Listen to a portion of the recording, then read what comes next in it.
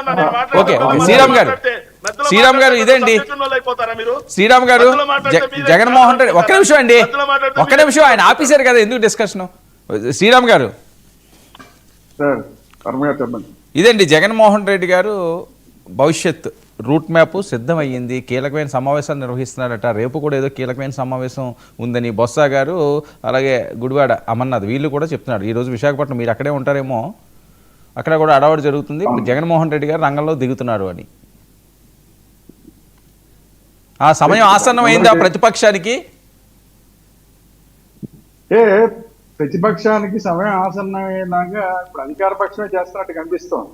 ఇప్పుడు మనం వేణుగోపాల్ గారు వైసీపీ మీద చెప్పిన ఒక లిస్ట్ అంతా చూస్తే, మనం కూడా గతంలో మాట్లాడుకున్న లిస్ట్ అంతా ఇప్పుడు వేణుగోపాల్ గారు చెప్పారు. తర్వాత ఇప్పుడు వైసీపీ వాళ్ళు ఇప్పుడు ఏం చెప్తున్నారు, ఈ కూటమి మీద ఒక పెద్ద లిస్ట్ అంతా చదువుతున్నారు.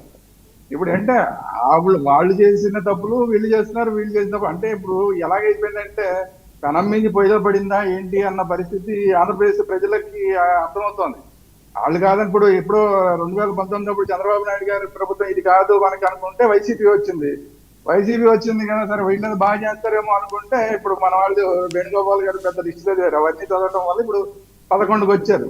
మళ్ళీ ఇప్పుడు సేమ్ వాళ్ళు తప్పులు చేశారని చెప్పి అధికారంలోకి వచ్చిన ఈ కూటమి ఇప్పుడు మళ్ళీ వరుసపెట్టి తప్పులు చేస్తోంది, రాజకీయంగా పెద్ద తప్పులు చేస్తోంది. పరిపాలన పరంగా కొంతవరకు తప్పులు చేస్తుంటే రాజకీయ పరంగా ఎక్కువ తప్పులు చేస్తున్న దానివల్ల ఇప్పుడు ప్రతిపక్షానికి మంచి అవకాశం దొరుకుతోంది. ఇప్పుడు జగన్మోహన్ రెడ్డి గారు ఇంకో 4 రోజులు ఇంట్లోనే ఉందాం అనుకున్నారు, వీళ్ళు ఇంతకు ముందు చెప్పినట్టు తాడేపల్లి ప్యాలెస్ లోనే ఉందాం అనుకున్నా కూడా ఉండనిచ్చేలాగా లేదు, వీళ్ళే బయటికి తీసుకొచ్చేలాగా ఉన్నారు. అలాంటి పరిస్థితులన్నీ ఏర్పడుతున్నాయి రాష్ట్రంలో. సో ఇది సమీక్షించుకోవాల్సిన అవసరం ఉంది. ఒక పక్కన జగన్మోహన్ రెడ్డి గారు పోరుబాట, వీళ్ళేమో కూటమిలోనే కుమ్ములాట. ఈ రోజు రేపు హెడ్డింగ్ చూడండి, రఘురామ వర్సెస్ పవన్ కళ్యాణ్. ఏం జరుగుతుంది?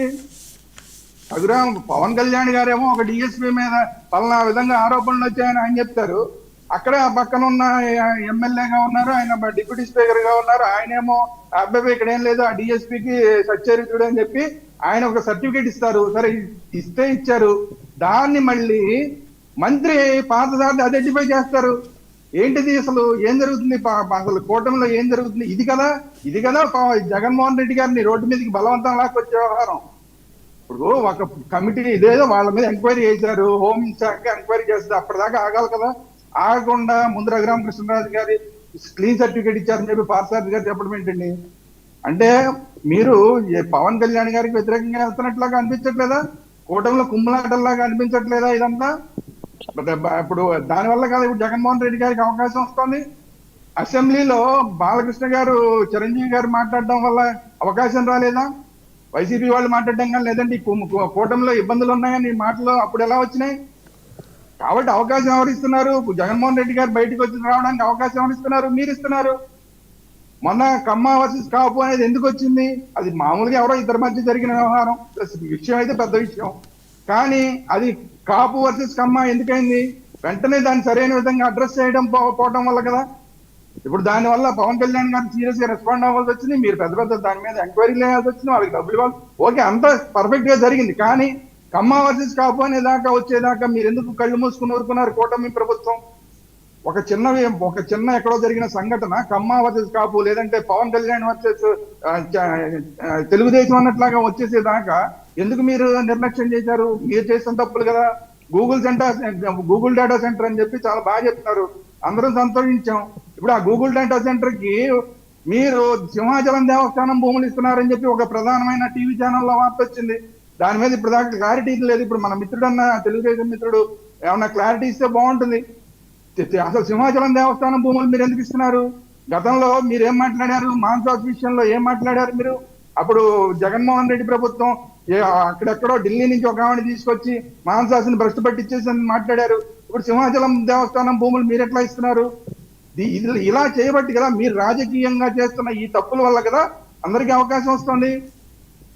కాబట్టి ఏంటంటే మీరు చేస్తున్నప్పుడు ఇంకోటి పీపీపీ మోడ్ అన్నారు. పీపీపీ మోడ్ చేయడం వల్ల ఇది ప్రజల్లోనూ దీని మీద అనుమానాలు వచ్చినాయి, దాని మీద క్లారిటీ ఇవ్వడంలో మీరు లేట్ అయిపోయారు, అప్పటికే జరగాల్సిన డ్యామేజ్ జరిగిపోయింది ప్రజల్లోకి. ఇది కరెక్ట్ కాదు, ఈ హెల్త్ ఇష్యూ అనేది గవర్నమెంట్ దగ్గర ఉండాలి తప్ప ప్రైవేట్కి వెళ్ళకూడదు అనేది మెసేజ్ వెళ్ళిపోయింది.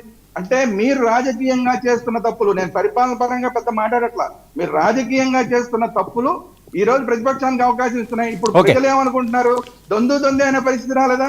ఓకే శ్రీరామ్ గారు, కోసం ఆలోచించే ఓకే పరిస్థితులు వచ్చేసాయి. శ్రీరామ్ గారు ఏంటి డిఎస్పీ అంశం ఏంటి భీమవరంది? భీమవరంలో డిఎస్పీ అంశం ఖచ్చితంగా పవన్ కళ్యాణ్ గారు ఆయన కూడా అడిగారు, రిపోర్ట్ అడిగారు, ఎస్పీ గారిని అడిగారు కదా. ఇప్పుడు ఇందాక వస్తున్న వార్తలు ఏంటంటే అదే డిఎస్పీకి సంబంధించిన విషయంలో రఘురామకృష్ణరాజు గారు ఈయన మంచివాడే అని చెప్పి ఒక స్టేట్మెంట్ ఇచ్చాడు అనేది పార్థసారథి గారు చెప్తారు. రఘురామకృష్ణరాజు గారు చెప్తే అది రఘురామకృష్ణరాజు గారు వర్సెస్ పవన్ కళ్యాణ్ అవుతుంది, అదొక ఇష్యూ. అది కాకుండా దీన్ని పార్థసారథి గారు చెప్పడం అంటే, పార్థసారథి గారు మినిస్టర్ గా ఉన్నాడు, మినిస్టర్ గా ఉన్న వ్యక్తి చెబితే ఏమవుతుంది, గవర్నమెంట్ ఆ రఘురామకృష్ణరాజు గారు మాట్లాడిన మాటని మీరు ఐడెంటిఫై చేస్తున్నట్టు. మీరు ఒక కమిటీ, మీరు ఎస్పీ అక్కడ ఎంక్వైరీ చేస్తున్నారు, డీజీపీ ఎంక్వైరీ చేస్తున్నారు, ఇవన్నీ జరుగుతున్నాయి కదా. మీరు రాజకీయంగా మీరెందుకు మాట్లాడుతున్నారు తొందరపడి? కూటమిలో ఉన్న వాళ్ళే మాట్లాడితే ఒక్క నిమిషం శ్రీరామ్ గారు రఘురామకృష్ణరాజు గారు